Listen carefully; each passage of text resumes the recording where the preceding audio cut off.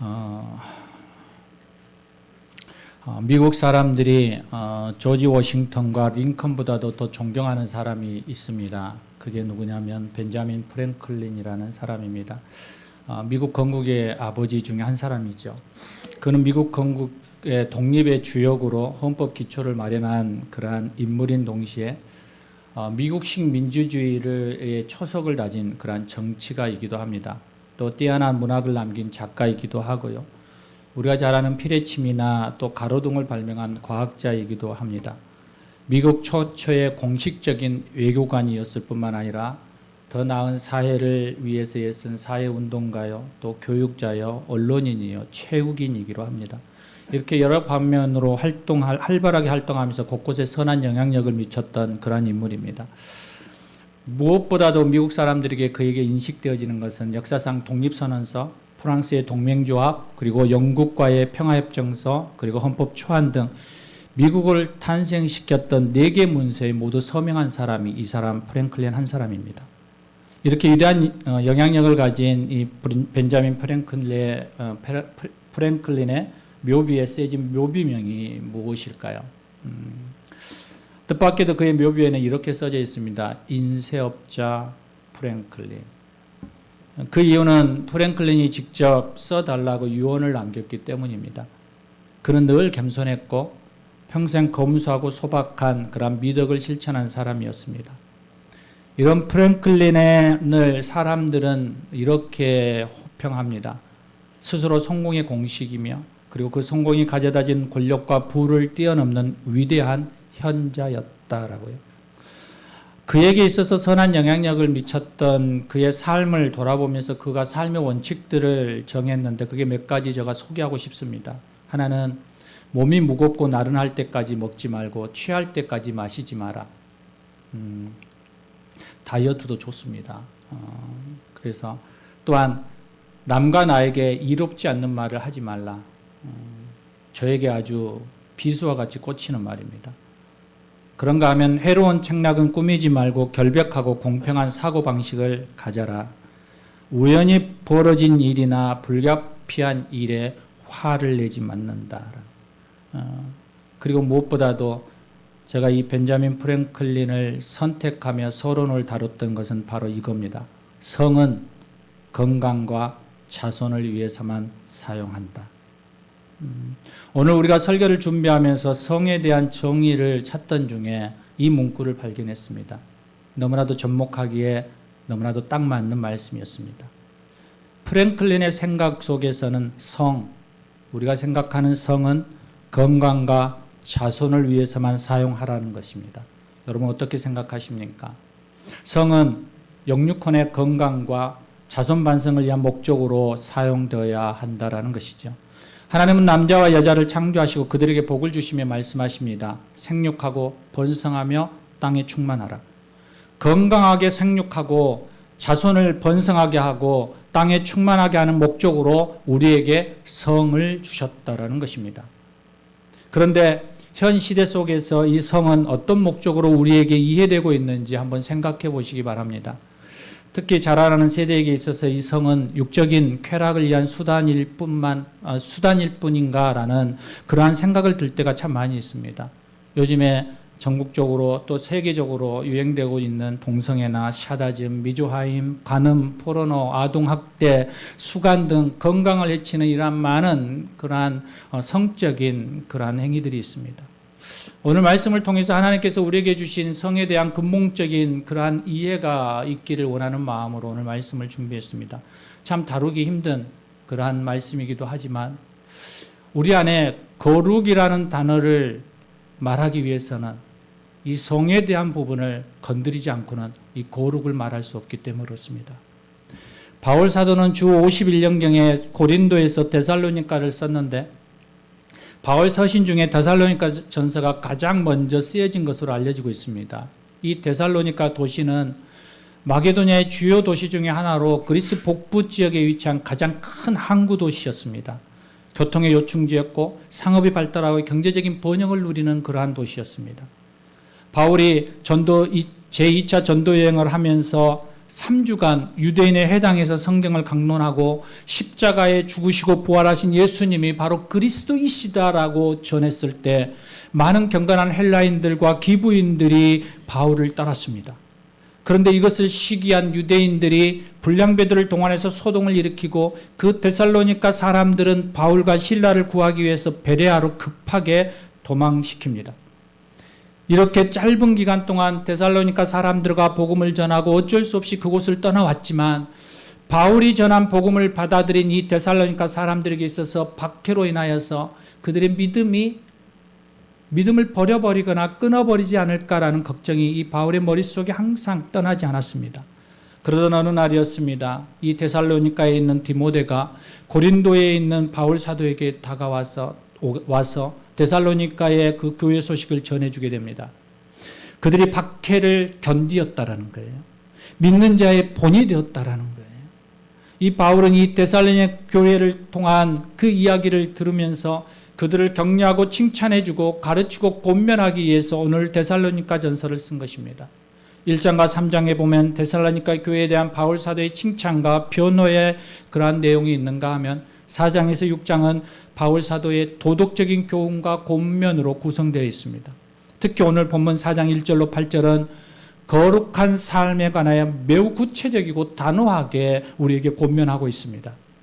본문 1절을 한번 볼까요? 그러므로 형제들아 우리가 끝으로 주 예수 안에서 너희에게 권하고 또 구하고 권하노니 너희가 마땅히 어떻게 행하며 하나님을 기쁘시게 할 수 있는지 우리에게 배웠으니 곧 너희가 행하는 바라 더욱 많이 힘쓰라.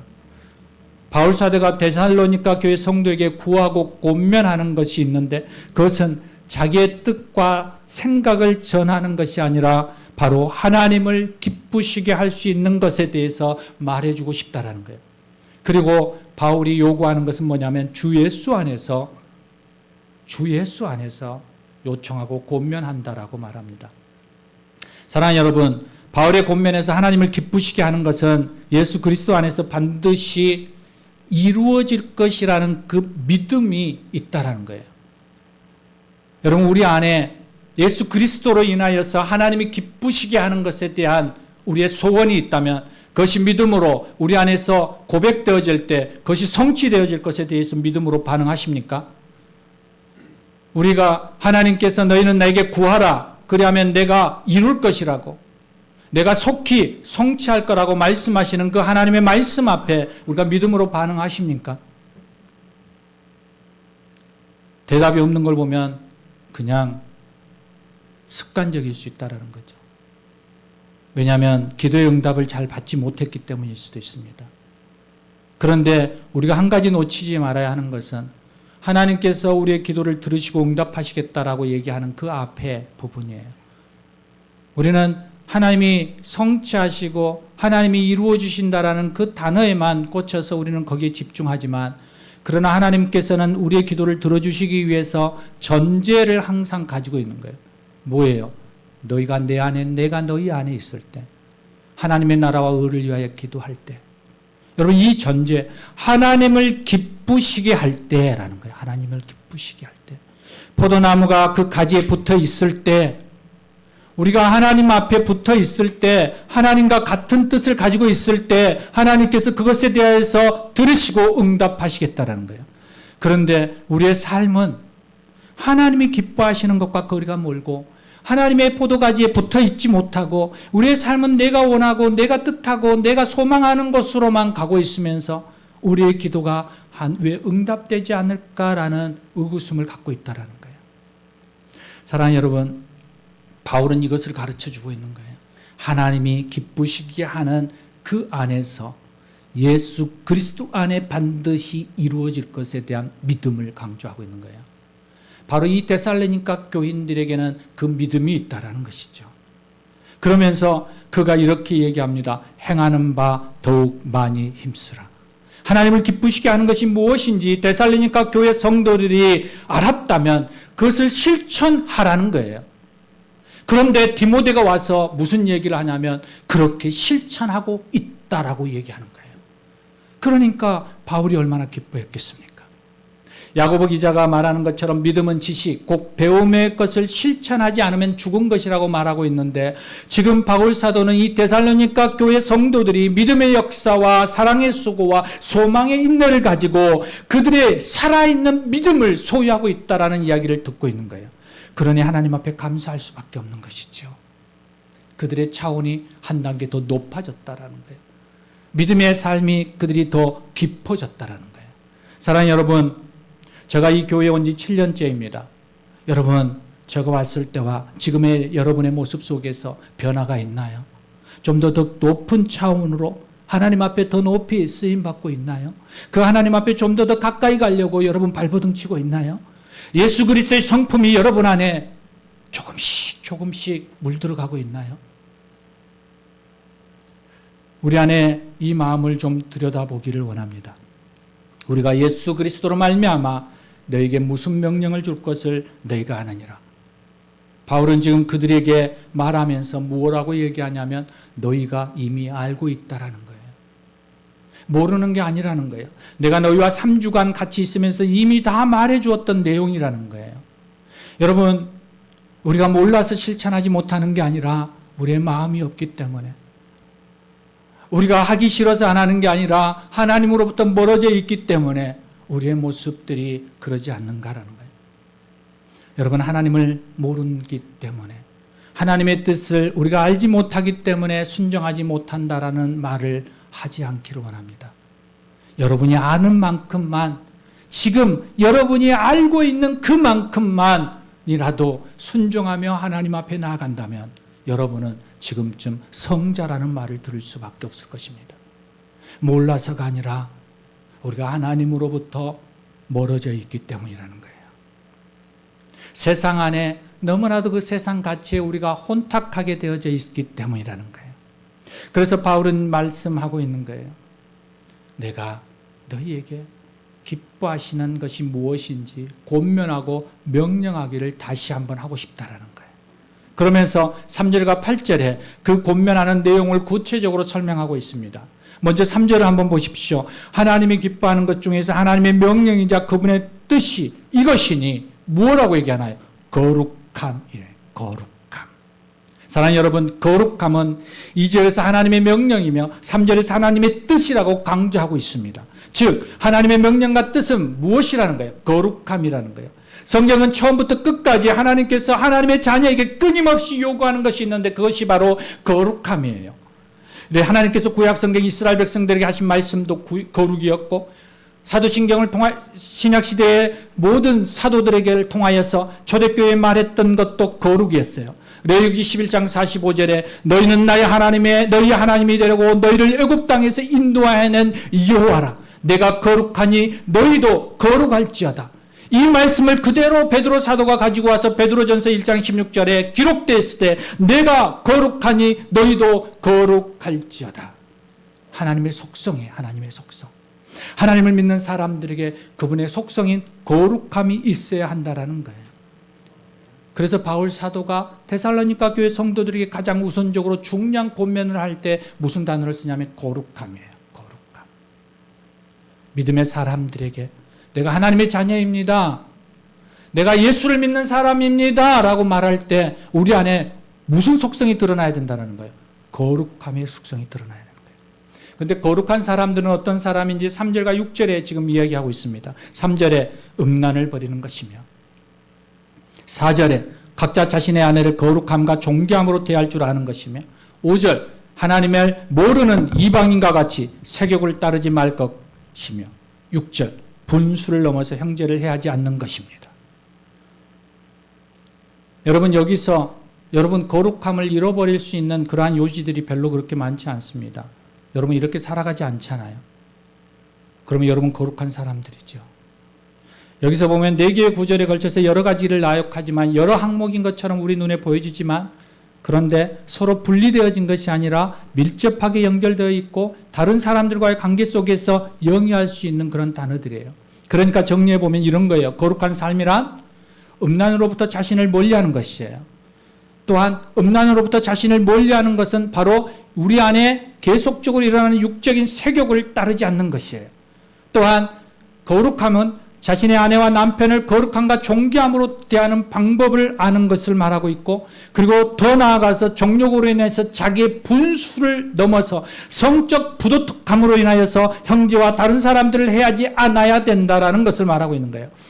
거룩함은 뭐와 연결되어 있는 거예요? 지금 성적인 것과 연결되어 있는 것을 말하고 있는 거예요. 3절부터 6절까지 전부가 성적인 거예요. 여러분, 거룩함의 속에는 우리가 무시 못할 그 성적인 관계가 들어가 있는 거라는 거예요. 이것을 이해하려면 바울의 편지를 썼던 그 시대의 상황에 대한 지식이 우리 안에 필요합니다. 왜냐하면 성경은 역사를 기반으로 하여 쓴 책이기 때문에 그렇습니다. 그 당시에 정치와 각 나라의 문화와 세계 동향 등이 그 성경 안에 깊이 내재되어 있기 때문에 그렇죠. 그래서 그 시대 속에 우리가 알아야만 되는 거예요. 바울의 이러한 권면을 했던 그 시대는 어떤 문화권이었냐면 헬라 문화권이었어요. 그러니까 헬라 문화를 이해해야 되죠. 헬라 시대의 성적 문화는 이런 거예요. 몹시 문란하고 부도덕했어요. 그래서 믿음의 사람들에게 영향을 미치기 시작했어요. 그래서 믿음의 사람들의 생각과 삶이 성적으로 너무 자유분방해지는 거예요. 당시 결혼 외적인 성적 결합이나 남자들의 성적 방종은 너무나도 자연스러운 현상이었어요. 또한 헬라인의 이상 속에서 그들의 우상을 섬기는 그들의 우상 안에는 바로 이 성적인 교합이 없이는 이 제사가 되어지지 않는 상황이었어요. 그러니까 이방의 신전 안에 정기적으로 무슨 역할이 들어가 있냐면 사창가의 역할이 들어가 있는 거예요. 성적인 혼합이 있는 거예요. 성적 행위가 없이는 제사가 드려지지 않는 거예요. 그러니까 이걸 묵인할 수 없었던 그런 시대예요. 이러한 상황 속에서 바울이 얘기하고 있는 거예요. 우리가 경계해야 했던 것은 뭐냐면 음란을 버려야 한다는 거예요. 우리나라 선교를 처음 들어왔을 때 선교사님들은 이 땅의 문화 가운데에서 술과 향락과 게으름에 대한 부분들에 대해서 악이라고 생각했어요. 그래서 술과 담배를 금하고 그리고 순결을 강조했고 그리고 신분과 성차별을 타파했고 도박이나 게으름을 절제할 수 있도록 만들었어요. 그래서 지금도 교회를 다니는 사람들은 금연과 금주에 대한 이러한 교리가 있어요. 성경에 나와 있지 않지만 그러나 그러한 교리는 바로 선교사님들이 이 땅 위에 이 문화를 보면서 이것을 제거해야만 이 나라는 신앙 안에서 세워질 수 있다라고 보았기 때문이에요. 동일하죠. 중국 같은 경우는 무엇을 금지했나요? 마약을 금지했어요. 그 나라 문화와 그 나라의 속성 가운데 금지해야 될 것, 우리가 신앙생활을 해나가는데 우리 안에서부터 멀어져야 될 것들을 얘기하고 있는 거예요. 지금 이 헬라 문화권에 있을 때 가장 우리의 신앙을 질 때 멀리 해야 될 게 뭐냐면 음란이라는 거예요. 그런데 지금도 동일하잖아요. 지금도 우리가 거룩함을 지킬 때 이 성적인 부분에서부터 자유하지 않으면 우리는 거룩은 훼손될 수밖에 없어요. 4절을 보면 거룩함과 존귀함으로 자기의 아내에 대할 줄을 알고 라고 시작합니다. 아내 대할 줄을 알라라는 거죠. 여기는 두 가지 의미를 볼 수 있습니다. 하나는 자신의 몸을 다스릴 줄 알아야 된다는 거예요. 음행을 피하고 각자의 자신의 몸을 거룩하고 존귀하게 여겨서 절제할 줄 알아야 된다는 거예요. 여러분, 우리의 몸은 누가 주인인가요? 주님께 속하여 있다는 것을 여러분 인정하시나요? 고린도전서 3장 16절에 뭐라고 얘기하나? 너희가 하나님의 성전인 것과 하나님의 성령이 너희 안에 계시는 것을 알지 못하느냐? 누구든지 하나님의 성전을 더럽히면 하나님이 그 사람을 멸하시리라. 하나님의 성전은 거룩하니 너희도 그러하리라. 더 나아가서 고린도전서 6장 20절에 이렇게 얘기해요. 음행을 피하라. 너희가 성령의 전인 줄을 알지 못하느냐? 너희 자신의 것이 아니라 우리는 값으로 산 것이 되었다는 거예요. 그래서 너희 몸으로 하나님께 영광을 돌리라. 할렐루야. 우리의 몸을 마치 내가 주인인 것처럼 제약의 방종으로 사용하거나 생명도 내 주권이라고 생각하면서 생과 사를 하고 싶은 대로 결정하고 내가 하고 싶은 대로 착각하면서 살아가는 이 시대 속에, 생명의 존엄성이 상실되어가는 이 시대 속에 우리에게 말하고 있는 거예요. 너는 내 것이라는 거예요. 내가 값 주고 샀다라는 거예요. 내 값은 십자가, 내 죽음의 값이라고 얘기하는 거예요. 그래서 주님이 주인이라는 거예요. 그러므로 거룩함을 지켜 하나님께 영광을 돌려라고 말씀하고 있는 거예요. 본문에서 이 거룩함은 바로 하나님을 기쁘게 하시는 삶이었고 그렇게 살아가라고 지금 바울이 명령하고 있는 거예요. 두 번째, 그 안에서는 자기 아내를 취하다라는 뜻이 있어요. 이것은 아내를 음행을 방지하기 위한 도구나 성욕을 채우기 위한 대상으로만 보지 말라라는 거예요. 하나님 앞에서 거룩함으로 존귀하게 대하라는 거예요. 지금의 시대 속에서는 동일하게 남편에게도 동일한 거죠. 요즘에는 성이 남성의 전유물이 아니라 여성의 전유물처럼 되어지는 것 같은 느낌들을 가져요. 그래서 바울은 이 성적인 무절제함과 대조시켜서 거룩한 삶을 살아가야 된다고 권면하고 있는 거예요. 그러면서 이 5절에 이렇게 얘기하죠. 하나님을 모르는 이방인과 같이 세욕을 따르지 말고, 하나님을 알지 못하거나 또 하나님을 알면서도 그 뜻대로 살지 못하는 이들과 같이 하나님께서 주신 몸을 성적 부정과 타락으로 이용하거나 세상적인 탐욕을 이루는 수단으로 살아가면 안 된다라고 말하고 있는 거예요. 여러분, 우리가 불신자들의 모임에 가면 여러분 수없이 듣는 이야기가 어떤 건가요? 거의가 음담패설이잖아요. 저도 친구들을 만나면 거의 음담패설을 많이 해요. 그래서 제가 많이 절제시키죠. 배우자가 있음에도 마치 애인이 없으면 시대에 뒤처진 것처럼 이야기하고 있는 이 시대. 그래서 나도 애인 하나 만들어 볼까? 우리도 안에서도 나도 모르게 일어나는 그 마음들이 있어요. 곳곳에 성중독을 미혹하는 불의함들이 우리 안에서부터 계속 일어나요. 바울이 얘기해요. 여기서 떠나라고. 따르지 않아야 된다라고 얘기하고 있는 거예요. 그리고 6절에 모든 일에 분수를 넘어서 형제를 해하지 말아야 한다라고 말씀하고 있어요. 분수를 넘는다라는 거예요. 경계를 넘어선다라는 거예요. 자신의 것이 아닌 영역을 성적으로 침해하고 있다라는 거예요. 성적인 부도덕을 그래서 피하라고 지금 바울이 권면하고 있는 거예요.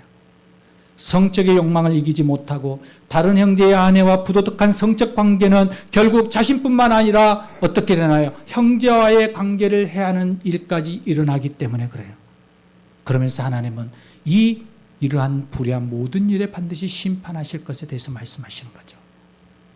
사랑하는 여러분, 어떻습니까? 우리는 거룩을 이야기하면서 이 성적인 부분 안에서 자유하십니까? 이 시대에 흘러가는 이러한 문화 앞에서 여러분 어떻게 반응하십니까? 여러분, 제가 목사이지만 저도 수없이 넘어질 수 있는 그러한 소유를 가지고 있어요. 여러분, 제가 이 교회 와서 1년 반 정도 됐나요? 제가 경찰서에 가고 검사에게도 갔잖아요. 뭐 때문에 갔나요? 여러분 잘 모르시나요? 제가 성추행에 몰려서 갔어요. 성추행에. 여러분, 시대가 이렇게 됐어요. 교회 와서 기도해달라고 해서 기도했더니 저를 성추행으로 고발했어요.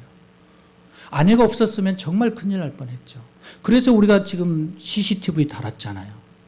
그런데 여러분, 여기서 예배를 드리면서 여러분 안에 나를 목사님이 매번 감시하는구나. 주일날 예배를 잘못 드리면 매일 이렇게 체크하고 있구나. 아니에요. 이 아내는 돌아가지 않아요. 걱정하지 마세요. 껐어요, 그냥. 개인적인 신분이라서 밖에 현관만 지금 비춰지고 있어요. 누가 들어오는지 나가는지 근거를 남기기 위해서. 여러분, 시대적인 이러한 세대를 향한 그 아픔 속에서 우리는 서 있어요. 바로 바울이 거룩함을 얘기하면서 이 세대를 본받지 말라라고 얘기하는 거죠. 본받지 말라라고. 하나님이 선하시고 기뻐하시고 온전한 뜻이 무엇인지 분별하라고 얘기하죠. 술 취하지 말고 성령의 충만함에 거하라고 얘기하죠. 여전히 우리에게 뭐라고 말씀하시나요? 이 시대 속에서 거룩함과 존귀함을 지키기 위해서 우리는 하나님이 기뻐하시는 삶, 그 뜻이 무엇인지를 갈망하고 갈구하며 나아가야 한다는 거예요. 그래서 오늘 말씀을 하고 있는 거죠. 도덕적 권면을 한 바울 사도가 이제 7절에 이렇게 얘기합니다. 거룩을 다시 한번 강조해요. 우리를 부르신 목적이 거룩함이라고 얘기합니다. 이 거룩함은 하나님의 명령이요, 하나님의 뜻입니다. 하나님께서 우리를 부르심은 부정함으로부터 부르신 것이 아니라 거룩함으로 부르셨다는 거예요. 그래서 우리를 뭐라고 얘기하나요? 구별하여 우리를 부르셨다는 거예요. 그리스도인, 바로 구별하여 우리 안에 부른 성도라는 거예요. 여러분 삶 속에서 여러분 우리는 구별하여 부르셨다는 거예요. 이게 거룩함이에요. 거룩함은 구별되다, 분리하다라는 뜻이에요. 그래서 우리가 세상 안에 분리되어지지 않고 세상과 구별되어지지 않는다면 우리는 거룩에 대하여서 다시 한번 점검해 보아야만 하는 겁니다. 거룩하기 위해서 하나님은 우리에게 말씀하시는 거죠. 바울을 통하여서 너희가 성령을 보내신 하나님을 버리는 자가 어떤 자들이냐라고 얘기했을 때 거룩을 부정하고 동참하는 사람들이라고 얘기하는 거예요. 그게 8절이에요. 8절. 그러므로 저버리는 자는 사바람을 저버리는 것이 아니라 바로 하나님, 성령을 주신 그 하나님을 저버리시는 것이다. 그리스도인 저와 여러분은 매일의 삶 속에서 구별된 거룩의 삶을 살아가도록 힘써하는 이유가 여기 있습니다. 내가 하나님을 믿노라고, 내가 그리스도인이라고, 내가 구별된 성도라고 이야기할 때 우리는 성령이 거하시는 성령의 전에 우리는 거룩이라는 옷을 입어야만 한다는 거예요. 그러므로 사랑하는 본성가족 여러분, 우리 안에 계속적으로 일어나는 욕망과 음란한 도시 안에서 우리가 살아가고 있는 이때 우리의 문화 속에서 계속적으로 우리는 욕망을 지향해야 된다라는 삶을 계속적으로 우리 안에 거짓 메시지를 불어넣어지고 있는 이때 우리는 이 불의한 사람들과 같이 하지 않아야 한다라고 고백해야 한다는 거예요. 이게 거룩이에요. 사랑하는 여러분, 헌금을 많이 하는 것, 주일에 예배를 빠지지 않고 드리는 것, 찬양을 뜨겁게 열정적으로 하는 것, 말씀을 매일 읽는 것, 묵상하고 하나님 앞에 기도하는 것 중요하죠. 그러나 더 중요한 것은 내가 하나님 안에서 하나님이 기뻐하는 것에 대한 구별된 삶이 없다면, 거룩한 자의 삶이 없다면 여러분 그 모든 것이 무슨 의미가 있겠습니까? 내가 구별된 삶을 살기 위해서, 내가 그리스도인으로서 하나님의 속한 사람의 삶을 살기 위해서 내가 예배를 드리는 것이고, 내가 찬양을 하는 것이고, 말씀을 보는 것이고, 하나님 앞에 기도하며 나아가는 것인데, 정말 주축이 되어지고 기준이 되어지고 기둥이 되어지는 거룩함의 삶을 우리는 멀리하면서 예배를 드리고 말씀을 보고 기도하고 찬양을 한 듯 무슨 의미가 있겠습니까? 이 시대 속에 하나님은 우리에게 다시 한번 말씀합니다. 구별된 자의 삶을 살아가자고. 거룩이라는 그 하나님의 속성을 다시 한번 회복해보자고. 지금 바울은 데살로니가 교회에 이야기하지만 하나님은 여전히 우리에게도 지금 이야기하고 있는 것입니다. 오늘 이 시간 여러분 무거운 주제의 이야기지만 이 시대에 너무나도 만연되어 있고 많은 청소년들을 미혹하면서 그 가치관들을 흔들어버리고, 그래서 마치 성경 외에 다른 진리들이 있는 것처럼 우리를 현혹하고 있는 그 모든 것들 속에서, 이 세상의 가치관들 속에서 하나님, 내가 구별되어지는 삶, 거룩하고 순결한 그리스도인의 삶을 살아갈 수 있게 되기를 소망합니다. 이 마음을 오늘 고백했으면 좋겠습니다. 내 안에 일어나는 불의한 성적인 욕구들, 내 안에서 일어나는 욕망의 소용돌이 속에서 우리를 다시 한번 절제하고 하나님 앞에 다시 한번 내어놓으면서, 하나님, 구별된 거룩한 자로 내가 오늘 서기로 결정합니다. 이 기도를 하나님 앞에 드리는 오늘 이 시간 되어지기를 주의 이름으로 권면합니다. 이 시간 우리 함께 기도하고 싶습니다.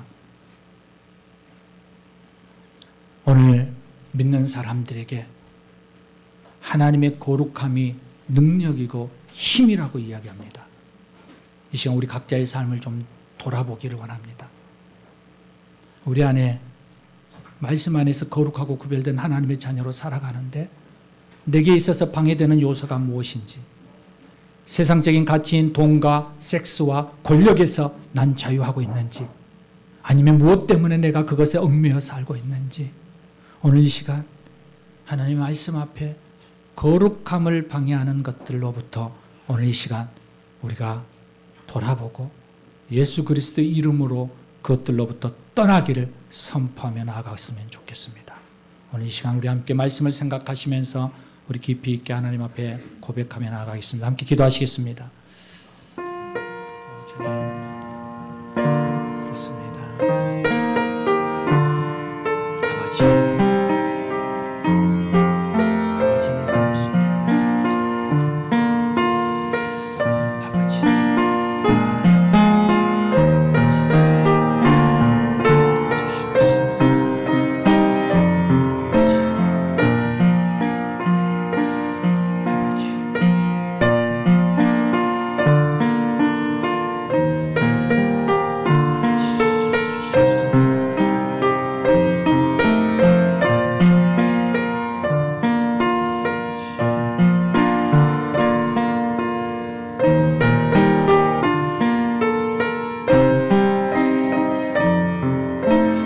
내가 예수 그리스도 이름으로 명한다. 우리 안에서부터 거룩으로부터 멀리하는 거짓 메시지와 세상 가운데 혼란하고 미혹하게 하는 악한 영은 떠나갈지어다. 우리의 삶의 모든 자리에서부터, 이 교회 안에서부터, 우리의 모든 성령의 전인 우리의 몸 안에서부터 내가 명한다.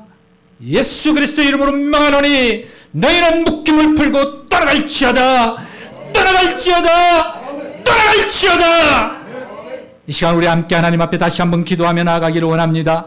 세상을 거슬리며 거룩한 기독교의 문화를 이루며 순결함으로 선한 영향력을 드러낼 수 있는 삶을 살아갈 수 있게 해달라고 이 시간 우리 가운데 간절한 부르짖음으로 이 시간 함께 나아가고 싶습니다. 하나님, 내가 거룩한 자로 구별되었습니다. 이제 예수 그리스도 안에서 내가 새롭게 그리스도인으로 삶을 살아가기를 원합니다.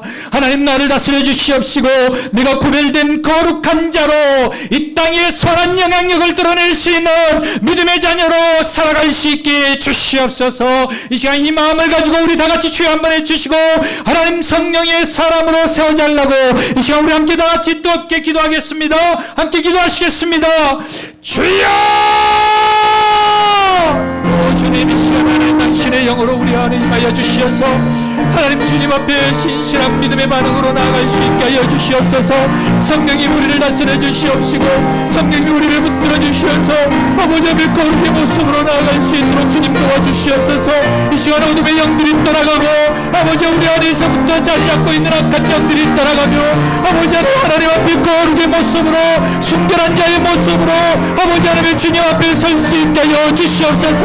하나님, 내가 죄인임을 선포하며 나아갑니다. 아버지, 내가 음욕 속에 있음을 선포합니다. 아버지, 내 안에 있는 악한 영들을 내가 예수 그리스도의 이름으로 파하며 나아갑니다. 주님, 나를 위하여 주셔서 아버지 하나님, 이제는 내가 거룩한 길의 사람으로 아버지 순결하며 아버지의 거룩하고 구별된 자의 모습으로 나아갈 수 있도록 하나님 도와주시옵소서. 오 주님, 감사합니다. 하나님, 이 시간에도 아버지 하나님 우리를 통하여서 인도하시는 하나님의 놀라운 일 부어 주시옵소서. 오 할렐루야. 하나님 감사합니다. 하나님 감사합니다. 주님 감사합니다. 살아계신 아버지 하나님, 오늘 이 시간 우리가 주님 앞에 간절히 기도하며 나아갑니다. 1904년 아버지 하나님이여 민족의 대각성 운동이 일어날 때 하나님 믿음의 종교 기도자들을 통하여서 곳곳에 회개의 역사가 일어났고 그 회개의 역사를 통하여서 이 나라의 민족이 하나님의 백성과 하나님이 주신 사명으로 다시금 태어났음을 압니다. 하나님, 이 시간 간절히 기도하고 간구하는 것은 하나님, 이 교회가 하나님 앞에 온전히 세워지는 것이고 하나님 거룩의 모습으로 다시 한번 하나님 앞에 반응하며 나아가는 것입니다. 우리 안의 죄악과 우리 안의 악함과 우리 안의 어리석음들을 이 시간 예수 그리스도 이름으로 파하며 나아가기를 원합니다. 우리의 악함들을 주님 앞에 진정한 회개자로 나와 고백하며 나아가기를 원합니다.